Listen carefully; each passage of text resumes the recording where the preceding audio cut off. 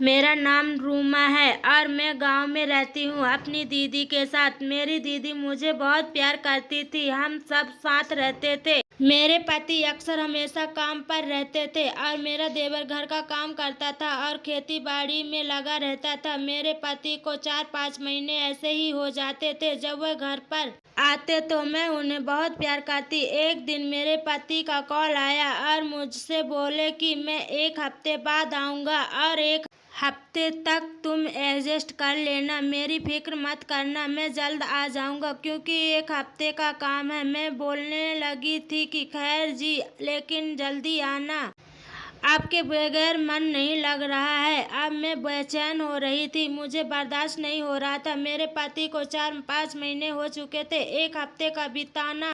मेरा देवर बहुत हैंडसम था लेकिन मैं उससे कुछ कह नहीं पा रही थी क्योंकि वह मुझे सिर्फ भाभी मानता था और बहुत इज्जत करता था मेरी। लेकिन मैं किसी तरह अपने देवर से एक बार बात करना चाहती हूँ। मेरा देवर मुझे बात करेगा या नहीं फिर भी मैं कोशिश करती हूँ। चलो ठीक है। मेरे देवर जब खेत से घर आए और बोले 1 गिलास पानी लाना, तो माँ की जगह मैं पानी लेकर आई तो मुझे देखने लगे और मुझे रहा नहीं गया। मैं उनको बहुत गौर से देखने लगी। मैं ओ बोला देख रही हो, कभी देखा नहीं? नहीं ऐसा कुछ नहीं देवर जी, मैं तो ऐसे ही देख रही थी। आप बहुत थके लग रहे हो ना, इसलिए। खेती बाड़ी में तो थकता ही है इंसान, लेकिन मेरी अभी शादी नहीं हुई जिससे मेरी बीवी मेरी थकान दूर कर सके। देवर जी एक बात कहूँ, अगर आप बुरा ना माने तो मैं आपके हाथ पैर दबा सकती हूँ, आपकी मालिश कर सकती हूँ। मेरा देवर सुनकर हैरान हो गया लेकिन वह कुछ नहीं बोला और अपने कमरे में चला गया। फिर रात हुई। रात को मेरा देवर मेरे कमरे में चुपके से आता है,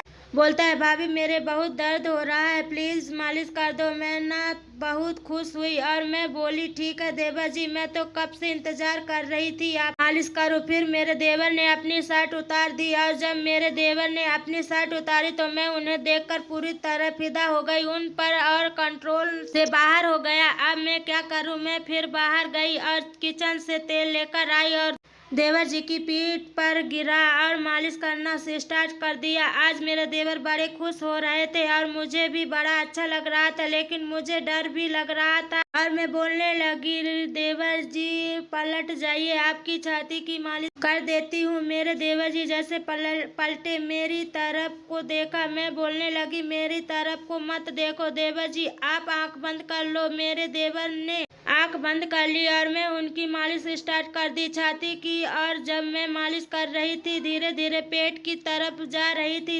अचानक मेरा हाथ उनके पेट के अंदर चला गया और फिर मेरे देवर की एकदम आँख खुल गई और बोलने लगे वहां तक क्यों जा रही हो? फिर क्या हुआ? मेरा देवर कंट्रोल खो बैठा और मुझे एकदम कसकर पकड़ा और मेरे होंठों से होंठ मिलाकर किस करना शुरू कर दिया। आज 1 हफ्ते में मेरे पति आने वाले थे लेकिन मैं कंट्रोल नहीं कर पाई और अपने देवर से कर बैठी। अब मेरा देवर मुझे इतना घुल मिल गया, वह रोज मेरे पास आता और मुझे मालिश करता और फिर मेरे साथ गंदी हरकत करता। अगले दिन मेरे पति का फोन आया, बोलने लगे मैं कल आ रहा हूँ, तुम टेंशन मत लेना। अब मुझे नहीं अच्छा लग रहा था कि मेरे पति अभी आए क्योंकि मेरे देवर रोज खुश कर देते हैं। फिर क्या हुआ? अगले दिन मेरे पति आ गए, फिर हमारा कुछ नहीं हुआ और हम ऐसे ही रहने लगे। मेरा देवर की शादी हो गई, वह भी अपनी पत्नी के साथ खुश रहने लगा। ये थी आज की कहानी। कैसी लगी कमेंट करके जरूर बताइए। चैनल को सब्सक्राइब करें। धन्यवाद।